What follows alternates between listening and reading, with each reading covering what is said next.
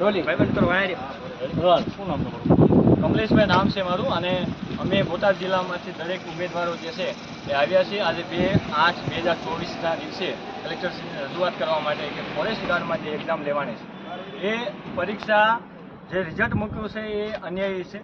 બીજું કે એમાં જે માર્ક છે માર્ક રજૂ કર્યા છે એમાં પણ નોર્મલાઇઝેશન સાથે ખરેખર માર્ક હોવા જોઈએ. સરકારે અગાઉ પણ ઘણી વખત પેપર ફોડ્યા છે અને એ પેપર ફોડવાથી એમને થયું પારદર્શકતા જળવાઈ જશે, પરંતુ પારદર્શકતાના નામે મીંડું છે.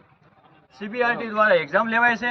જે CBRT છે એ પ્રાઇવેટ કંપની છે, જે સરકારનું જે બ્યુરોક્રેસી છે તેનું માનતા નથી અને એ રીતે આ લોકો આયોજન કરે છે. બીજું કે અન્યાયી જે નોર્મલાઇઝેશન છે એની સાથે માર્ક લિસ્ટ મૂક્યું નથી. એ અમારો મેઇન પ્રશ્ન છે. CBRT રદ કરવામાં આવે. દરેક વ્યક્તિને CCEની એક્ઝામ હોય કે કોઈ પણ એક્ઝામ હોય દરેકને અન્યાય થવાનો.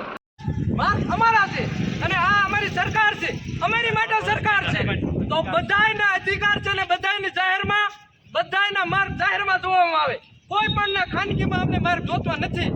જે વ્યક્તિના માર્ક છે અમારા જેવા એટલા વ્યક્તિઓ છે કે લાખો વ્યક્તિના જીવન અમારા કુરબાન છે કે અમારે 2 વર્ષથી 3 વર્ષથી અમે એટલી મહેનત કરીએ છીએ આજના માર્ક સુધી પહોંચ્યા. હવે 144 મારા એના માર્ક નોર્મલાઇઝેશન નામ છે મારું અને અમે બોટાદ જિલ્લામાંથી દરેક ઉમેદવારો જે છે એ આવ્યા છીએ આજે 2/8/2024ના દિવસે કલેક્ટરશ્રીને રજૂઆત કરવા માટે કે ફોરેસ્ટ ગાર્ડમાં જે એક્ઝામ લેવાની છે એ પરીક્ષા જે રિઝલ્ટ મૂક્યું છે એ અન્યાયી છે. બીજું કે એમાં જે માર્ક છે માર્ક રજૂ કર્યા છે એમાં પણ નોર્મલાઇઝેશન સાથે ખરેખર માર્ક હોવા જોઈએ. સરકારે અગાઉ પણ ઘણી વખત પેપર ફોડ્યા છે અને એ પેપર ફોડવાથી એમને થયું પારદર્શકતા જળવાઈ જશે, પરંતુ પારદર્શકતાના નામે મીંડું છે. CBRT દ્વારા એક્ઝામ લેવાય છે.